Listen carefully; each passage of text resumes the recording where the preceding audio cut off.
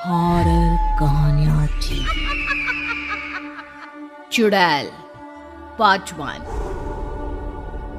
ऊंची ऊंची पहाड़ियों और घने जंगल से घिरा हुआ भैरवगढ़ गांव काली पहाड़ी के ठीक पीछे था।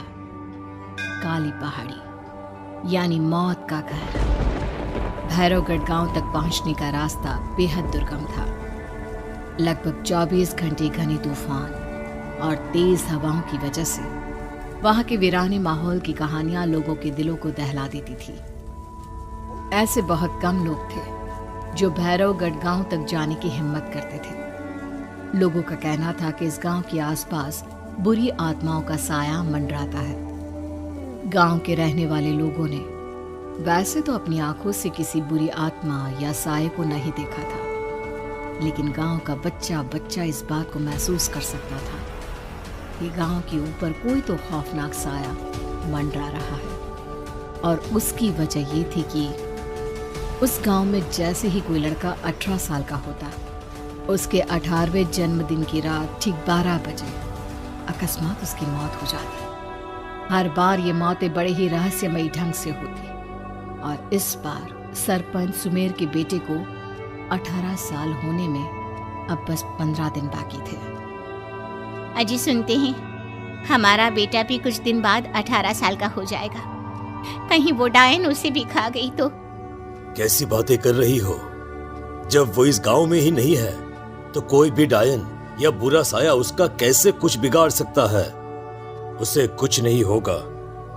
हाँ जानती हूँ, आपने उसे पढ़ाई के बहाने इस गांव से बाहर निकाल शहर भेज दिया है, लेकिन ये भी तो सच है ना कि वो बार बार यहाँ आने की जिद करता रहता है। वो चाहे कितनी भी जिद कर ले जानकी, पर मैं उसे इस गांव में कभी वापस नहीं आने दूंगा।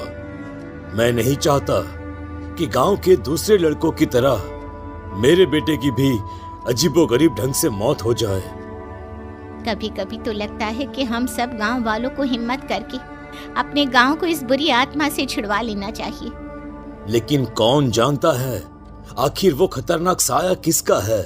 वो काली आत्मा कौन है जो रातों रात हमारे गांव के लड़कों को निगल जाती है? सुमेर और जानकी जब ये सारी बातें कर रहे थे तब रात के लगभग 10 बज चुके थे और हर रात की तरह भैरवगढ़ गांव एक भयानक काले तूफान की आगोश में था। बाहर चल रही तेज हवाएं और बारिश के बीच कभी कभी ऐसा लगता जैसे कोई बुरी तरह से चीख रहा है। किसी के तड़पने और चीखने की आवाजें गांव के कानों में बार बार टकराती, पर वहां रहने वाले किसी भी औरत या आदमी के अंदर इतना साहस नहीं था कि वो अपने घर से बाहर कदम रख के उन आवाजों तक पहुंच सके। सो जाओ जानकी और घर के खिड़की दरवाजे कसकर बंद कर दो। अब जानकी सब खिड़कियां ठीक से बंद करने ही लगती है कि तभी उसे अपने घर के दरवाजे पर जोर जोर से खटखटाने की आवाजें सुनाई देती है। इन आवाजों को सुनकर जानकी और सुमेर के चेहरे डर से पीले और हाथ पैर ठंडे पड़ जाते हैं। जानकी, जानकी, इतनी रात कौन होगा? पता नहीं, ऐसा लग रहा है कोई बुरी तरह से दरवाजा खटखटा रहा है। अरे हाँ, पर किसी की आवाज भी तो नहीं आ रही। क्या करूं? दरवाजा खोल लूं या नहीं? कहीं ऐसा ना हो कि किसी को हमारी मदद की जरूरत हो। लड़खड़ाते कदमों से सुमेर दरवाजे के करीब जाता है और अपने कान को दरवाजे पर रख धीरे से आवाज देते हुए पूछता है, कौन? कौन है? कौन है वहां? तभी एक बेहद डराने वाली आवाज उसके कानों से टकराती है। दरवाजा खोलो, दरवाजा खोलो, वरना आज की रात इस गांव में कोई जिंदा नहीं बचेगा। मैं जानती हूँ तुम्हारा बेटा 18 साल का होने वाला है। अगर उसकी जान की जरा भी परवाह है तो दरवाजा खोल दो। इस आवाज को सुनते ही सुमेर घबरा कर पीछे हट जाता है और जानकी को पूरी बात बताता है। कहीं वो डायन हमारे घर तक तो नहीं पहुंच गई? अब हम क्या करेंगे? मुझे दरवाजा खोलना ही होगा जानकी। मेरे पास अब कोई रास्ता नहीं है। इतना कहकर सुमेर डर से अपनी दोनों आंखें कसकर बंद करता है और कांपते हाथों के साथ झटके से दरवाजा खोल देता है। तभी किसी के जोर से हंसने की आवाज सुमेर और जानकी को सुनाई देती है। उस आवाज को सुन दोनों दरवाजे की तरफ देखते हैं और सामने अपने बेटे राहुल को खड़ा देख तंग रह जाते हैं। राहुल के हाथ में उसका मोबाइल होता है जिसमें से वो आवाज बज रही थी। ये क्या मजाक है? और तू यहाँ, तुझे मना किया था ना गांव में आने को, समझ में नहीं आता क्या? 18 साल का होने वाला है तू। माँ, आप लोग भी पता नहीं किन अंधविश्वास भरी बातों पर भरोसा करते हैं। क्या मैं अपने घर नहीं आ सकता? आप लोगों से नहीं मिल सकता? देख बेटा, हमने तुझे किसी वजह से ही इस गांव से दूर रखा था और यहाँ आकर तूने अच्छा नहीं किया।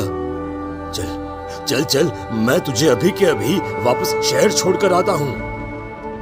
ओफो पापा, आप बेकार की बातों से परेशान हो रहे हैं। बाहर इतना तेज अंधड़ तूफान चल रहा है, कहीं जाने की जरूरत नहीं है। मैं बस आप लोगों से मिलने आया हूँ, कुछ दिन रहकर चला जाऊंगा।